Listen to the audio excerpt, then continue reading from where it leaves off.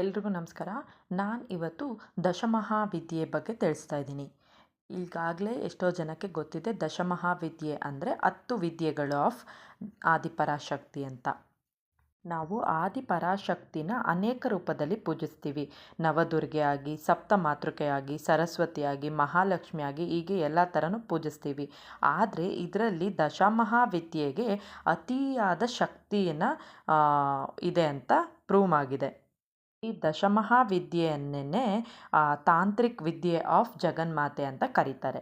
ಈ ದಶಮಹಾವಿದ್ಯೆಯಲ್ಲಿ ಅತಿ ಉಗ್ರ ರೂಪವಾಗಿರುವಂಥ ಕಾಳಿಯಿಂದ ಹಿಡಿದು ಅತಿ ಸೌಮ್ಯ ಸ್ವರೂಪಿಯಾಗಿರುವಂಥ ತ್ರಿಪುರ ಸುಂದರಿ ಅಂದರೆ ಷೋಡಶಿ, ಲಲಿತಾದೇವಿ ಇಲ್ಲಿ ತನಕನೂ ಇದ್ದಾರೆ ಈ ಒಂದು ದಶಮಹಾವಿದ್ಯೆಯಲ್ಲಿ.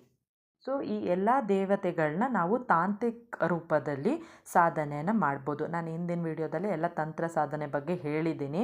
ತಂತ್ರ ಸಾಧನೆ ಅಂದಿದ ತಕ್ಷಣ ನಾವು ಹೆದರ್ಕೋಬಾರ್ದು, ಅದೇನೋ ಬ್ಲ್ಯಾಕ್ ಮ್ಯಾಜಿಕ್ ಮಾಡೋದು ಇಲ್ಲ ಯಾರೋ ಅಘೋರಿಗಳು ಮಾಡೋ ಅಂಥ ಸಾಧನೆ ಅಲ್ಲ. ಅದು ಈ ಯಂತ್ರ ಸಾಧನೆ ಹಾಗೂ ಮಂತ್ರ ಸಾಧನೆಗಿಂತ ಅತಿ ಶ್ರೇಷ್ಠವಾದದ್ದು ಮತ್ತು ಸುಲಭವಾದದ್ದು ಈ ಕಲಿಯುಗಕ್ಕೆ ಅಂತ ಹೇಳಿದ್ದೀನಿ.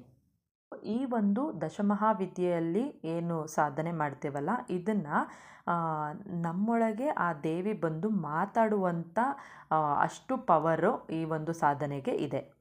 ಎಷ್ಟೋ ಕೋಟ್ಯಾಂತರ ಜನ ಒಂದು ದಶಮಹಾವಿದ್ಯೆಯಲ್ಲಿ ಒಂದು ವಿದ್ಯೆಯನ್ನು ತಗೊಂಡು ತಮ್ಮ ಆಸೆ ಏನೇನಿರುತ್ತೆ ಅದನ್ನೆಲ್ಲ ಈಡೇರಿಸ್ಕೊಂಡಿದ್ದಾರೆ.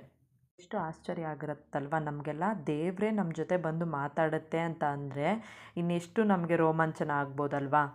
ನಿಜವಾಗ್ಲೂ ಆಗುತ್ತಾ? ಈ ಪ್ರಶ್ನೆಗೆಲ್ಲ ಉತ್ತರನ ಈಗ ತಿಳ್ಕೊಳ್ಳೋಣ. ಸೊ ಈ ವಿಷಯ ನಾನು ನಿಮಗೆ ತಿಳಿಸಲೇಬೇಕು. ಇದನ್ನು ಯೂನಿವರ್ಸಲ್ ಕಾಲ್ ಅಂತ ಕರೀತಾರೆ.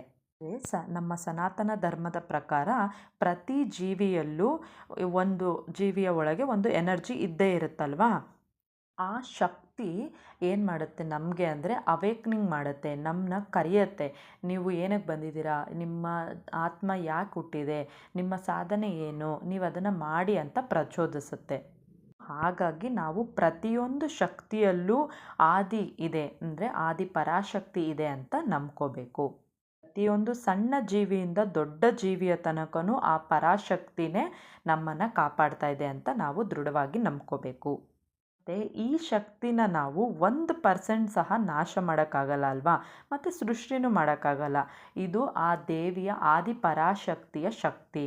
ಅದೇ ಸೂಪರ್ಲೇಟಿವ್ ಎನರ್ಜಿ, ಫೆಮಿನೈನ್ ಎನರ್ಜಿ ಅಂತಲೂ ಕರಿತೀವಿ. ಈ ಇಡೀ ಏನು ವಿಶ್ವ, ಈ ಬ್ರಹ್ಮಾಂಡ ಸೃಷ್ಟಿ ಆದಮೇಲೆ ಎಷ್ಟು ಶಕ್ತಿ ಇತ್ತೋ ಅಷ್ಟೇ ಶಕ್ತಿ ಇದೆ ಈಗಲೂ. ಅದರಲ್ಲಿ ಯಾವುದೇ ರೀತಿಯಾದಂಥ ಕಮ್ಮಿ ಅಥವಾ ಜಾಸ್ತಿ ಆಗಿಲ್ಲ. ನಾವು ಏನೇ ಹೇಳ್ಬೋದು, ನಾವು ಸೈಂಟಿಫಿಕ್ಕಾಗಿ ಈ ಥರ ಬೆಳವಣಿಗೆ ಆಗಿದ್ದೀರಿ, ಇಷ್ಟೆಲ್ಲ ನಮಗೆ ಇದಿದೆ, ಇದೆಲ್ಲ ಮೂಢನಂಬಿಕೆ ಅದು ಇದು ಅಂತ. ಆದರೆ ಈ ಒಂದು ಏನು ಈ ಬ್ರಹ್ಮಾಂಡದಲ್ಲಿ ಇದೆಯಲ್ಲ ಈ ಎನರ್ಜಿ, ಇದನ್ನು ಯಾವ ಸೈಂಟಿಸ್ಟ್ಗಳು ಸಹ ಎನರ್ಜಿನ ಕ್ರಿಯೇಟ್ ಮಾಡೋಕ್ಕಾಗಲ್ಲ ಮತ್ತು ಡೆಸ್ಟ್ರಾಯ್ ಮಾಡೋಕ್ಕಾಗಲ್ಲ. ಕೇವಲ ಉಪಯೋಗ ಪಡ್ಕೋಬೋದು ಅಷ್ಟೇ. ಅದೇ ರೀತಿ ನಾವು ಸಹ ಈ ಆತ್ಮ ಯಾಕೆ ಬಂದಿದೆ, ಈ ಮಾನವ ಜನ್ಮ ಯಾಕೆ ಬಂದಿದೆ, ನಮ್ಮ ಆತ್ಮದ ಉದ್ದೇಶ ಏನು, ಅದಕ್ಕೆ ಏನು ಬೇಕು, ಇದನ್ನೆಲ್ಲ ತಿಳ್ಕೊಂಡು ನಾವು ಅದೇ ರೀತಿ ನಡ್ಕೋಬೇಕಾಗತ್ತೆ. ಸೊ ಈ ದಶಮಹಾವಿದ್ಯೆಯಲ್ಲಿ ನಾವು ಒಂದು ವಿದ್ಯೆನ ತಗೊಂಡಿದ್ದ ತಕ್ಷಣ ಆ ಒಂದು ತಾಂತ್ರಿಕ ಸಾಧನೆ ಮಾಡ್ತಿದ್ದಂಗೆ ನಮಗೆ ಅನಿಸುತ್ತೆ ನಾವು ಎಷ್ಟು ಆ ಯೂನಿವರ್ಸ್ಗೆ ಲೀನ ಆಗಿದ್ದೀವಿ ಅಂತ. ನಾವು ಒಂದೊಂದು ಶಕ್ತಿ ಏನು ಆ ಒಂದು ದೇವಿ ಶಕ್ತಿ ಇದೆ ಅದನ್ನು ಅಕ್ವೈರ್ ಮಾಡ್ಕೊಳ್ಳೋಕ್ಕೆ ಒಂದೊಂದು ವಿಧಾನ ಇದೆ.